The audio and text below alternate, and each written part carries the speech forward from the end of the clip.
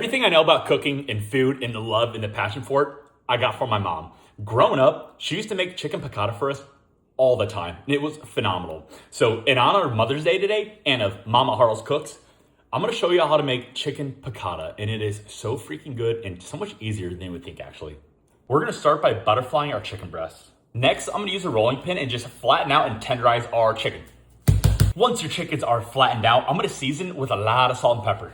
Next, I'm just gonna throw down some flour onto a plate. We're gonna season a little bit more before we dredge the chicken. In this kitchen, we season at every level, folks. Remember that is how we develop flavor, which we love. Into that flour, I'm just gonna throw down some granulated garlic and onion. That's it.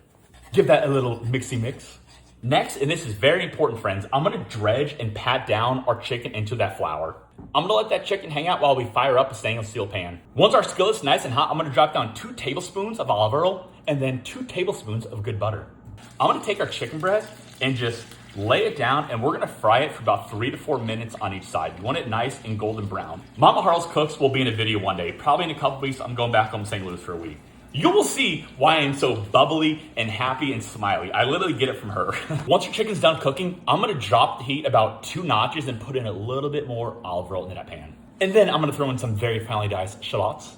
I'm gonna let that sweat down for like 2 to 3 minutes. As you're doing that, you wanna scrape up all the brown bits off the bottom of the pan. That's where you get the flavor, friends. Once the shallot is cooked down, I'm gonna go in with like 8 garlic cloves. Use as much as your heart desires, friends.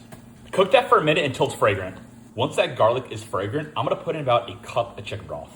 Scrape the bottom of the pan again when we get all that flavor off the bottom, friends. Again, and then I'm gonna put in the juice of 2 lemons.